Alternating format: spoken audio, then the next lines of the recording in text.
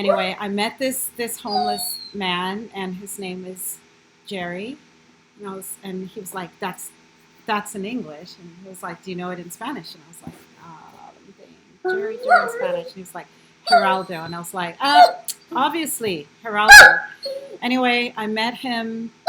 I was driving on East Cesar Chavez Street. That that is like, so there's Interstate Highway 35 that goes straight through downtown and splits Austin in half. And the east side of East Cesar Chavez Street is where East Austin begins, right? And in the past, that used to be Anderson Lane, and it was the street that in 1928 the city decided to move all black residents to the east side of Anderson Lane. Before then, black people lived all over the city, and the only remaining part of the city that black people were really allowed to stay in was Clarksville. And it was a free colony established by Reverend Clark. It was a freedom colony, black colony. And the reason why blacks were able to stay there was because it's this little village next to this area called Tarrytown, very wealthy white neighborhood. And so these were the people who I suppose were the gardeners and the housekeepers and the nannies and the drivers and all of that. Anyway, I digress. What was I talking about? This day and age that we're in, especially right now, it is more critical than ever to be yourself and to live your purpose. It's so critical. It's life and death critical. Okay? Think about it. We have a tech company that's more powerful than the United States government right now. A tech company that has booted the president off of their platform. He used their platform because the mainstream media, from the moment he announced his candidacy, has been smearing him, and he didn't help himself in the process either. He's not the most, shall we say, eloquent person, and he tends to have sort of a potty mouth and shoot off at the mouth and all of that. So they kind of took advantage of that and amplified it. But that was the only way that he could get his message out and keep people up to date on what he was doing. So he was booted off of that anyway. Everybody knows what's going on in this country right now. Everybody in the world knows what's going on in this country. But I feel like only half of the adults in this country know all of what's going on. And right now there's so much misinformation, disinformation, propaganda, CGI stuff, Photoshop, all the technology is being used, you name it, like voiceovers are changing. It's all happening right now. And if before all of this technology we lived in the world of Maya, which is the world of illusion, wow, it's just exponentially more we're living in a world of illusion. And it's really easy to get caught up in it. Now, we human beings, we already have a tendency to project ourselves into other people, right? So the things about ourselves that we loathe, our shadow selves, the things we don't want to see, the things that we're embarrassed about ourselves, we think are ugly, stupid, all of that, we project onto people, into people. And likewise, our aspirations, who we see ourselves as, the best version of ourselves, we project into, the political leaders and celebrities that we like. And because our consciousness is not local, our consciousness is wherever we want it to be. It's everywhere, and then it's also wherever we focus it. So I hope I'm making myself clear. That's why That's why political figures, leaders, political parties, the leaders in those parties can send us off to war on their behalf and have us believe that we're doing it for ourselves. That's just the way it is. Hate to break it to you. Um, but yeah, okay, I'm sorry. I'm a little bit distracted by my dog. I'm afraid that if I go ahead and take her for a walk right now, I'm going to come home and I'm not going to feel like making this video. I will be too tired. So please bear with me. Like, my hand's all over here. She's, wow. See, look at her. Stop it, Thembi. Come on. I love you too. Isn't she beautiful? She's such a sweetie, but she's very high maintenance and she gets jealous if I'm talking to somebody else. So back to our consciousness and how, like, say for example, I'm political party B and you're political party A, and I bring to your attention that was not kosher, and I bring it to your attention. Let's put it the other way around, right? You bring to my attention a policy of my party or something that one of my leaders did that was not cool. My consciousness is tethered with theirs, right? My consciousness identifies with them. So I take it as you're attacking me, right? Big problem, big problem. However, most of us are not consciously aware of this, but the leaders are. And there are people who are actually, they're consultants. They might work for the government. They're like, psychiatrists. They're philosophers. They're social, what do you call it? Social engineers. Like, they have like maybe PhD in social engineering. They could be economists, whatever. They could be marketers. They understand our psychology, and they are paid to figure out ways to influence our behaviors for their own goals, right? Now, I'm not saying, I really hope, it's like, this is so difficult because there's so many times when I've explained things and then people have interpreted it as my saying, these people are evil, nefarious. And I'm like, no, I'm not saying they're evil. I'm just talking about the dynamics, the way the game is played, how human beings are, how we're wired, and how people in very high places who have a lot to gain on one hand and a lot to lose on another, depending on, what we do, they understand these things about us, and they'll hire a consultant and say, "Hi, what do we do?" Like, and they'll go, "Well, this group of people, they have these core values, and they would give anything for this outcome, or they believe this, and they would fight against that, and this group of people, they think, they have maybe a historical fear, or maybe the fear just comes out of the media, the mainstream media of this people. Like, how can we exploit that fear?" So I'm getting off a little bit. What I'm trying to say is, this day and age, it's really important for each one of us to be authentically 100% who we are, to not be a conformist, to get out there and meet people and learn from them and listen, get it from the horse's mouth. To never, ever, ever get secondhand information about any person or any situation or anything, or even a philosophy. Go out there and listen to the source and learn from the source. Because if it doesn't come from the source, it's corrupted, 100%. It's always corrupted. Now, we are mind, body, and soul, right? So I'll talk about me. Here's my body. You're looking at it. Right now, this moment, I'm sitting in my home in Austin, Texas.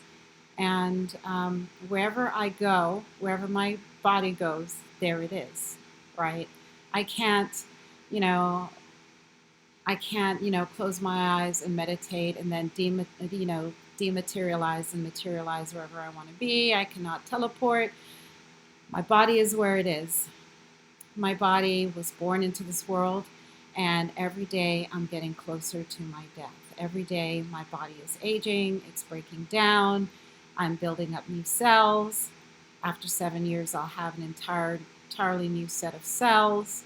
But really, as time goes by, my body is degrading, right? Then there's my mind. And I feel like my mind is located somewhere over here, right? But from what I've learned, my mind, it's, my brain and my heart and my gut. And my heart and my gut have neural networks that are connected with my brain. And then there's like the vagus nerve that goes down. And so I have three intelligences in one, right? My gut is like my instincts, my knowing. Like I'll say, for instance, when I was at the Capitol with my friend, I all of a sudden got this like urge to get away from there as soon as possible. I have no words for it, but I was just like, I felt safe, I felt happy, I felt like it was a party, even though those Capitol police were like doing everything in their power to try, start a two-way gunfight. Everybody got used to it. It's like, okay, this is par for the course, bear spray, pepper spray, flashbangs, tear gas, we can deal with it. But there was some point where I didn't necessarily see anything. I just felt something. And I was like, we have got to go. Something has changed. And we need to be away from here. And that's what we did. And then I think like within a minute or two, everything really popped off after that woman was shot.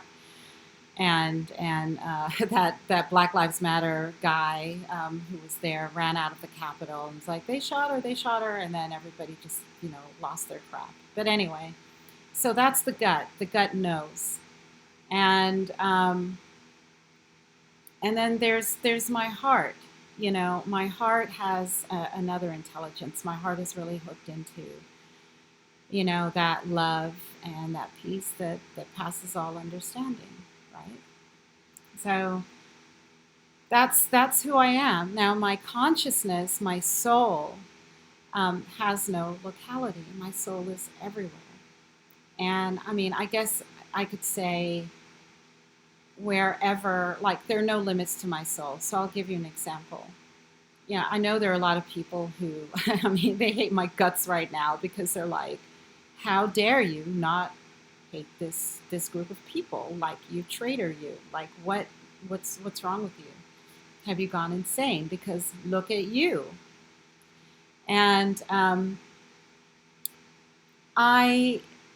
my soul, right? My soul is infinite. My soul is one with God. My soul was never born and it will never die. And my soul has no limits and it has no location, right? So between my mind and my soul and my gut, I can be anywhere and I can be anything. I can be anybody, So I know that the media and academia, it's in the history books, it's official, it's got stamps of approval, it's got, la, la, la, la, on and on and on. We can be told to, I'll give an example. I don't want to talk about these days right now, but let me give an historical example. Maybe in the south of the United States.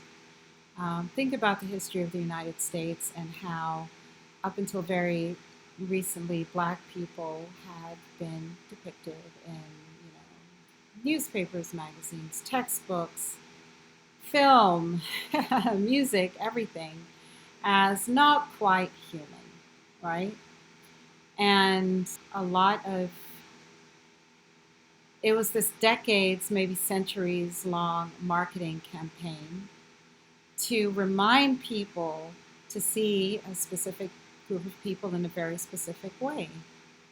because human beings, left to our own devices and without all of this, marketing and education about what to think, we tend to think on our own. You know, we tend to evaluate a person and their character through our own personal experiences with them, or maybe our community's experiences with them. But that's something entirely different from, the marketing that we've been under. So, it could be in the South in the 1950s or 1940s or whatever, and you've got this, white community, and almost every white community had a small percentage of black people. My dog. But they were indoctrinated into hating and fearing black people and seeing them as not quite human. It was just an indoctrination. It's not the truth. It's an indoctrination. Okay. Okay. Back to the here and now and me. The reason why I don't, well, number one, the reason why I don't hate anybody is because I just don't have it in me anymore. I can be critical of people's, actions and behaviors, and I can be critical of their, how they. I have, what I do is, and everybody can do this, right? Our consciousness is not localized. Our consciousness is anywhere and everywhere that we want it to be. So I can go, oh, this is a group of people, I don't know much about them. I can read up on their history, listen to their music, read their books, talk to them, get to know them, spend some time with them, and understand them. And my consciousness can very easily become one with theirs. And then it's very easy to, discern the truth, find out what really is going on and the truth of a situation, because there's no filter, there's, I know it's easier said than done, but right now it's so critical that we practice it.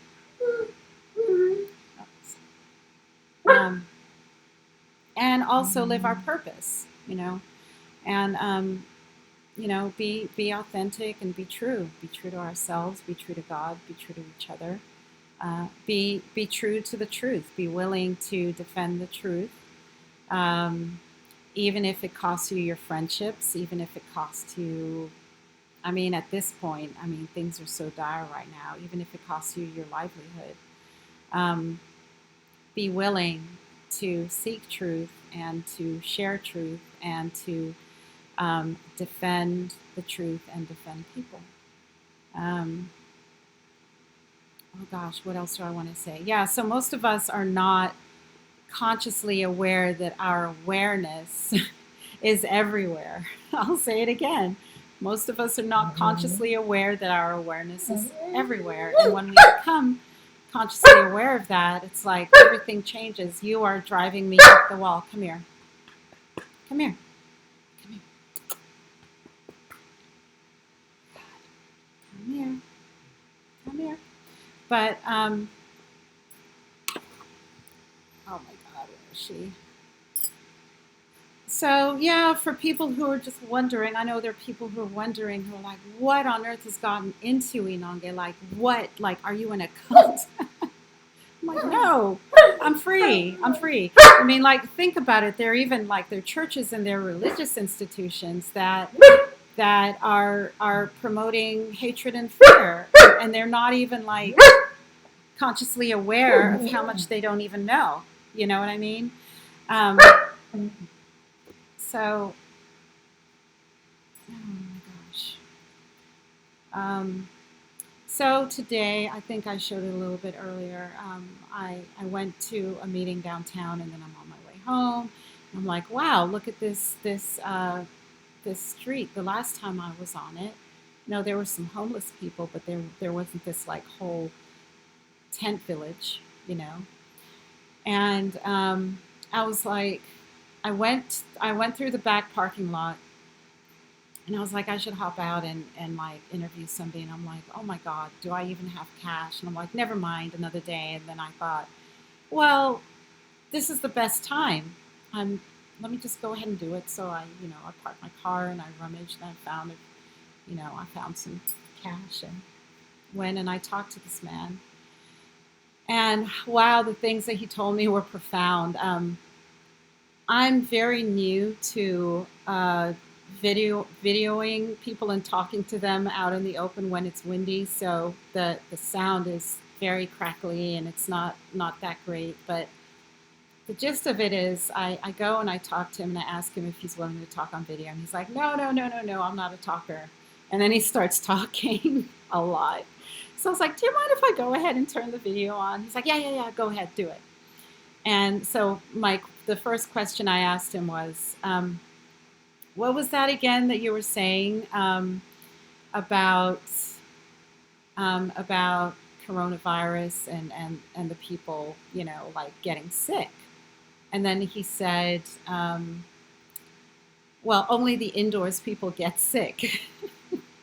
And I was like, well, do you know anybody? And he's like, we've been through all of this. And I said, do you know anybody who's gotten really sick or died? And he was like, no, nobody at all. And I asked him, how long have you been here, like in Austin? And he said he'd been in Austin for 3 years. And he is an Hispanic man from Laredo, Texas. Then he traveled up, lived in San Antonio for a while, and then he went up and he lived in Milwaukee for a while, and then he came down and he's in Austin. And I asked him what he did for a living, and he said he dug ditches. And I asked him how did he wind up, living in a tent on the side of the road? And he said, well, they're not giving jobs. I just need a job. And he talked a little bit about how, like, there's the new machinery or equipment or whatever that is replacing human beings digging these, ditches and trenches and things like that. He also explained to me that, we're in Texas, don't you know? And I'm like, yeah, I know we're in Texas. And he's like, Texas, what is he, Arizona, New Mexico, and he mentioned something else. I don't remember, but he said, they're all Mexico, and people are telling me to go back to Mexico. And he's like, he'd spent half his life in jail. I didn't ask him what he was in jail for. I didn't why, But he had a pretty funny sense of humor. I think I'm going to post it, but the sound is so terrible unless I can figure out some way to put subtitles on it, I asked him about the coronavirus lockdowns, and he basically said that he doesn't think it has anything to do with an illness, but it's got to do with these people in leadership positions in government who made some mistakes with the economy, and now they're trying to cover for their mistakes, things that they've done. And I was like, interesting. And I asked him what he thought about Donald Trump, and he was like, he didn't understand why people hated him. He was like, what has Donald Trump done to me? He hasn't done anything to me. He hasn't done anything wrong. I was like, oh, I was expecting him to say something else. And then he also talked about how, people are offered this stimulus, but it's actually, our own money. It's like, yeah, rob us of our money and then give it back to us, and we were supposed to be happy. I thought that was kind of funny. And back to Mexico, he was talking about, the Aztecs, the Maya, the Incas, and the Olmecs, and then he was saying, yeah, the Olmecs came from Egypt, and it was really interesting. And then he said, but I'm not an educated man. And I was like, well, seems to me you know a lot about what's going on.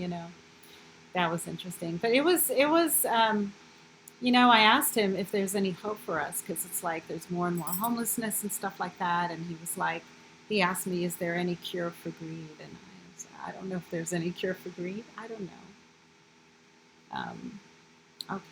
Okay, I'm going to go now. We're going to go for a walk. Right? Say bye-bye. Bye-bye. Look at the camera. No, not at me. Look at the camera. Okay. All right. That's it for now. Bye-bye.